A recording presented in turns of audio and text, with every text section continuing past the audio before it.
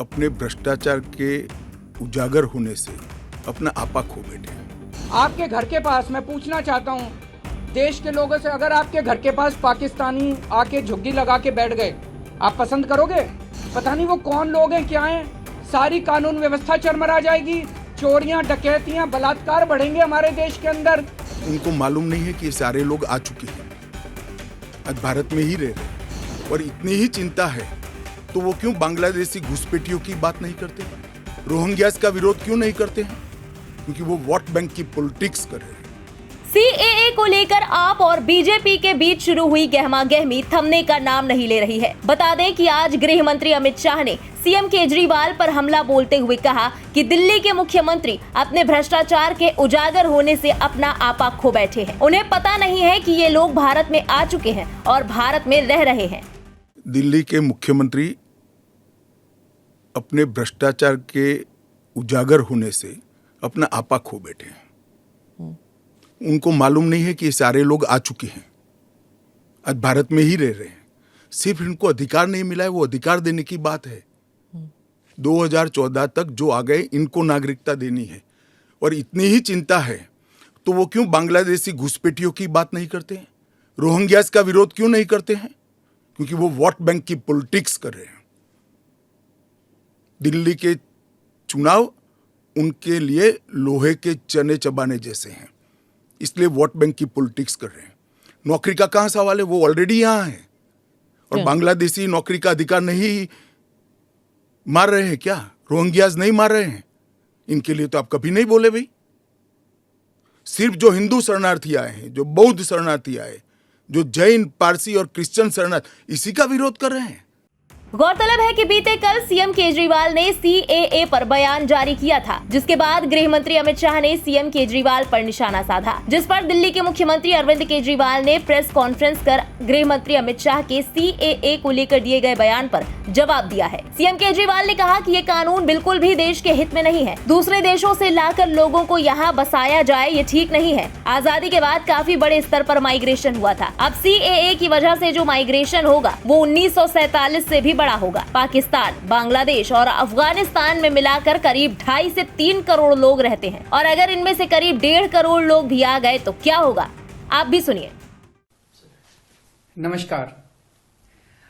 अभी 2-3 दिन पहले केंद्र सरकार ने सीए का कानून पास किया था।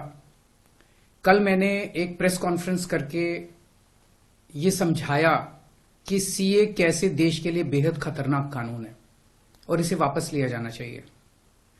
आज सुबह माननीय गृह मंत्री श्री अमित शाह जी ने, जो कल मैंने प्रेस कॉन्फ्रेंस की थी उसके ऊपर उन्होंने बयान जारी किया है, उसी का जवाब देने के लिए मैं आज आपसे मुखातिब हो रहा हूं।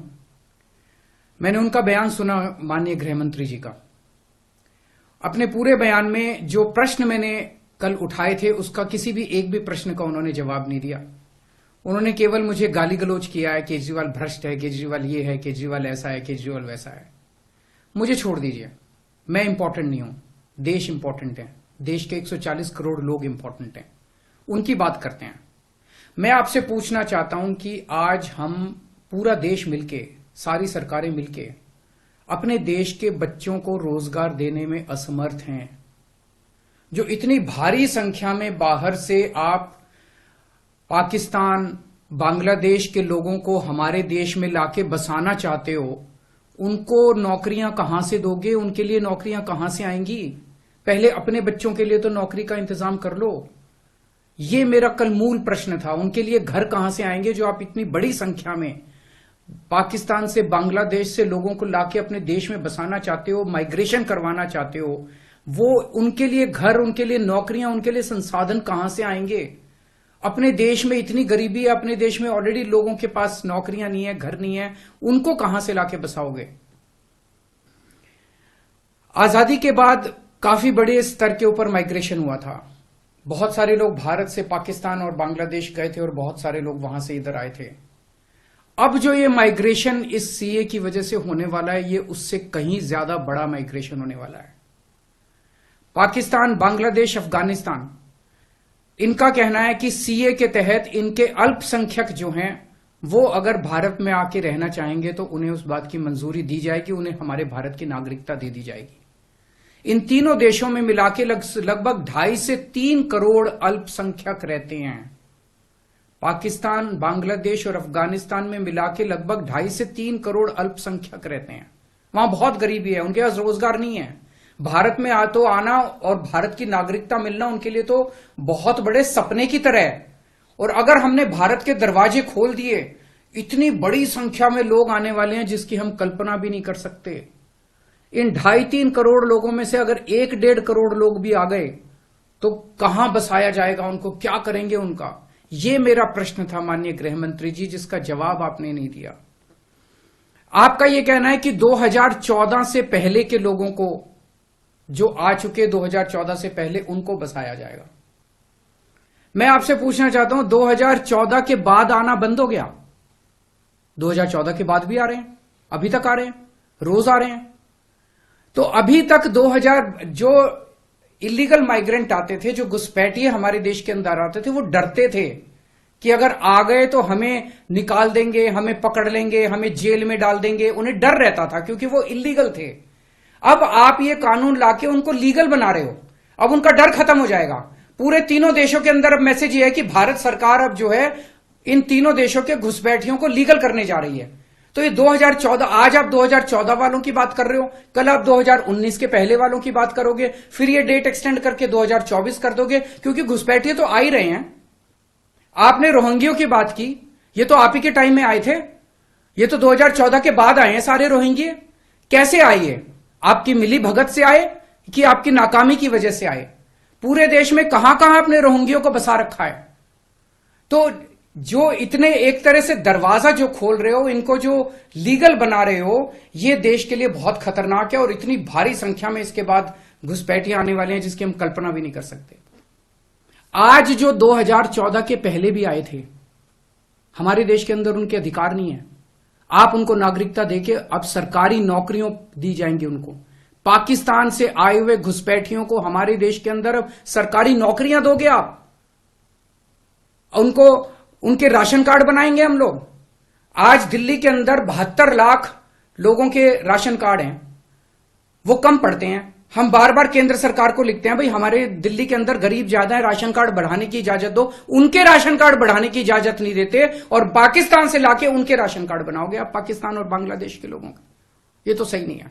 हमारे देश के लोगों के अधिकार मार के आप उनके लोगों को अधिकार दे रहे हो। सरकारी पैसा हमारा पैसा है, सरकारी पैसा 140 करोड़ लोगों का पैसा है, हमारे टैक्स का पैसा है। पाकिस्तानियों ने टैक्स नहीं दिया, बांग्लादेश के लोगों ने टैक्स नहीं दिया, इस देश के लोगों ने टैक्स दिया। इस देश के लोगों के टैक्स का पैसा आप पाकिस्तान और बांग्लादेश के लोगों को यहां लाके उनको बसाने में खर्च करना चाहते हो। यह मंजूर नहीं है इस देश के लोगों को। कृपया इसको, मैं पूरी विनम्रता के साथ बोल रहा हूं कि कृपया इसको समझने की कोशिश कीजिए। और मैं देश के लोगों से जानना चाहता हूं, आपसे जानना चाहता हूं, जो ये मेरी प्रेस कॉन्फ्रेंस सुन रहे हैं और ये वीडियो देख रहे हैं, मैं आपसे जानना चाहता हूं, अगर आपके घर के सामने सड़क के उस पार पाकिस्तान से आए हुए लोगों की झुग्गियां बसा दी गई, क्या ये आपको मंजूर होगा? कौन लोग हैं जो ये पाकिस्तान से आ गए, कौन लोग हैं जो ये बांग्लादेश से आ गए? क्या आपकी बहू बेटियां सुरक्षित होंगी? अगर वहां पे आए हुए लोगों को बसा दिया गया, पाकिस्तान के लोगों को पूरे देश के अंदर जगह जगह बसा दिया गया, क्या आपको ये मंजूर होगा? क्या आप अपने आप को उनके बीच में सुरक्षित महसूस करोगे? और कौन होंगे ये लोग? क्या देश सुरक्षित होगा? पता नहीं कैसे लोगों को पाकिस्तान ही भेज देगा, बहुत सारे लोगों को हमारे देश के अंदर। क्या हमारा देश सुरक्षित होगा?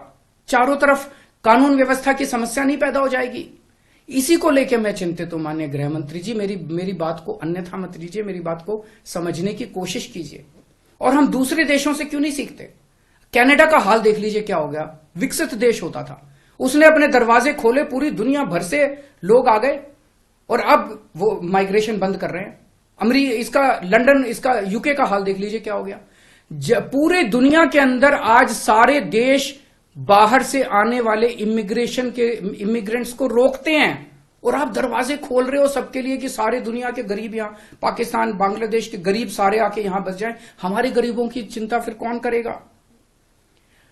अगर आपको लाना ही है बाहर से लोगों को, हमारे देश में पिछले 10 साल में 11 लाख उद्योगपति और व्यापारी भारत छोड़ के चले गए। केंद्र सरकार की, भाजपा सरकार की नीतियों की वजह से, उनके अत्याचार की वजह से। अगर लाना है तो इनको वापस लेके आइए। ये हमारे ही देश के लोग हैं, ये भी भारत के लोग हैं। ये 11 लाख लोग देश को छोड़ के चले गए, ये वापस आएंगे। ये अमीर लोग हैं, इनके पास पैसा है। ये आएंगे, फैक्ट्री लगाएंगे, दुकानें खोलेंगे, व्यापार करेंगे, लाखों बच्चों को रोजगार देंगे। इनको लेके आइए ना, पूरा देश आपका साथ देगा।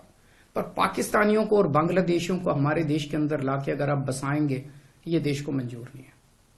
नमस्कार। ब्यूरो रिपोर्ट, इंडिया पब्लिक खबर। फिलहाल इस खबर में अभी के लिए बस इतना ही। इस पूरी खबर पर आपका क्या कहना है, कमेंट में लिखकर हमें अपनी राय जरूर बताएं। देश और दुनिया की तमाम बड़ी खबरों के अलावा लेटेस्ट अपडेट से जुड़े रहने के लिए सब्सक्राइब करें इंडिया पब्लिक खबर के YouTube चैनल को और बेल आइकन दबाएं ताकि चैनल से जुड़ी सारी लेटेस्ट अपडेट्स आप तक वक्त से पहुंच पाएं।